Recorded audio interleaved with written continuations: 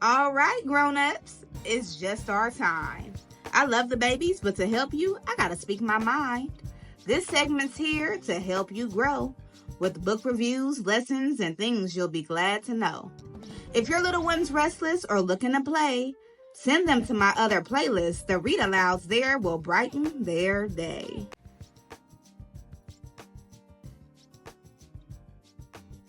Hello, beautiful people. Welcome back to the Teacher Lady Show.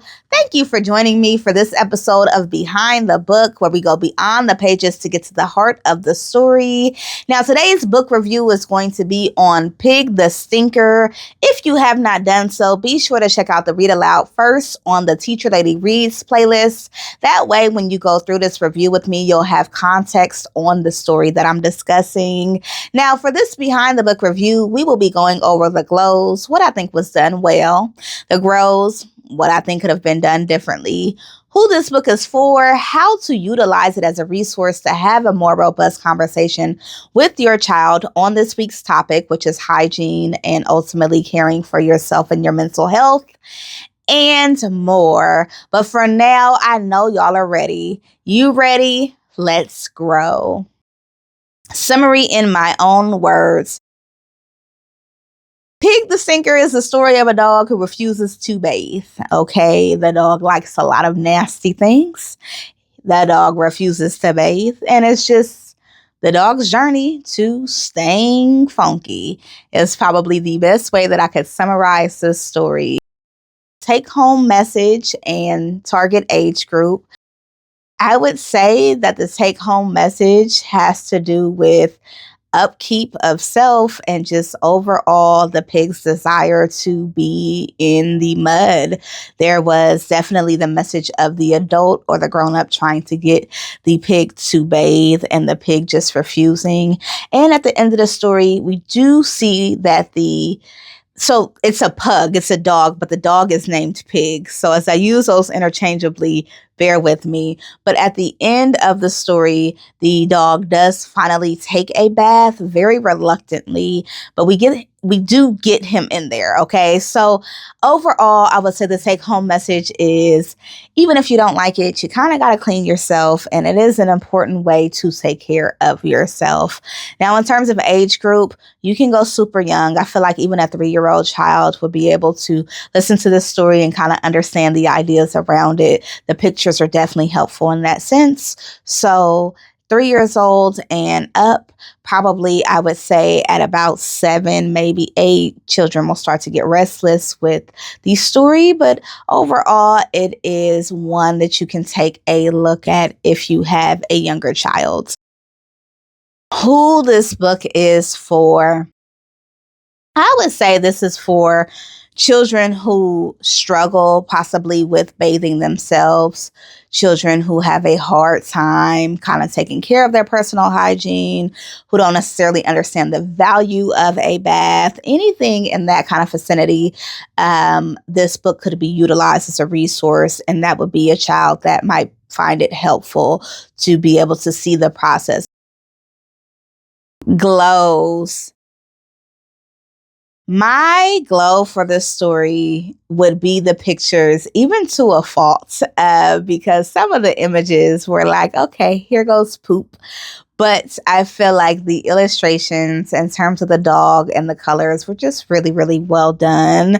I would also say that it was a glow that the dog did finally get in the bath at the end of the story, even though the dog was reluctant. I feel like getting him into the bath was the perfect closer for this story. Grows. I think when you're trying to make a book around hygiene and kind of even introducing hygiene to children, the drasticness of the dog would be hard for most children to relate to themselves. And so whenever we're trying to get a child to do something like have good health care or personal hygiene or mental health, right? Whenever we're trying to get them invested in that. When we're making a book, we want them to be able to see themselves. And even children that I've worked with who have been very reluctant to bathe or brush their teeth for multiple reasons. Sometimes a child is neurodivergent and they have sensory sensitivities that make that very difficult and uncomfortable. Sometimes children just don't like it. Some children have had an uncomfortable experience with hygiene, and the list kind of continues. But when you have a child who is struggling with maintaining their personal hygiene, you want the story to be able to reflect that child in some way. And so I guess one of my girls would be, I kind of feel like this book was a missed opportunity for children to truly understand the value of personal hygiene. And I'm not 100% sure that that was even this author's point of making this book. That's kind of my own runaway. But that would be something that I would have wanted to see a lot more of, a dog that was more realistic to a human that struggles with hygiene. And then something around the end, even though the dog does finally get into the bath, if there is something about the dog finally feeling better, or it took forever, but I'm glad I did it, or just some form of encouragement to children who are struggling with hygiene. Now, I will go on a bit of a detour and say that it was extremely difficult to find picture books on hygiene, like extremely difficult. And it is not a topic that we talk about enough when it comes to our children. So overall, I am grateful that this resource even exists, especially given that the market is so low on books about this topic, which y'all know that I'm going to want to have one coming. It's already written, so it'll be here soon. But overall, just understanding that this topic is extremely important, and that we start to learn how to care for ourselves from a young age, where we should, because if we don't, we become adults who still don't know. Discussion points to have with your child. Because this story is so dramatic and drastic in the way that the dog refuses to take care of himself, I would just hold a conversation around your family's kind of hygiene routine and what would happen if the dog continued to refuse. Like, what are some of the consequences of that? What are some of the discomforts, in terms of not having the best hygiene and then wanting to hold friendships or have conversations? And I would explore it from that angle. I would not take a more literal approach with this one, where sometimes I'll suggest you open up a book and read a page and then ask the child how they see themselves in those pages.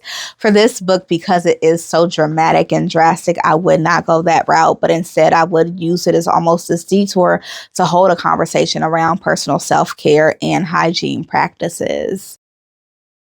Final thoughts. This book was an interesting one. I can definitely see why young children would gravitate to it. It is filled with dirt and a very clever pug who just kind of refuses to take care of himself. And overall, you might be able to get something valuable from it in terms of talking to your child about their personal hygiene and the importance around that. Okay, if you have not done so, be sure to check out the Read Aloud. Check out my books as an author and illustrator, as well as the Empathy Library, which is our Pay It Forward program to get books to children in need. You can also go on the website, subscribe to the newsletter so that I can send you out some things that might help you to be able to help them. Okay. As always, thank you for learning with me, for growing with me, and for being part of this book loving community. Until next time, you remember to enjoy the moment, or go be a joy in the moment. Bye.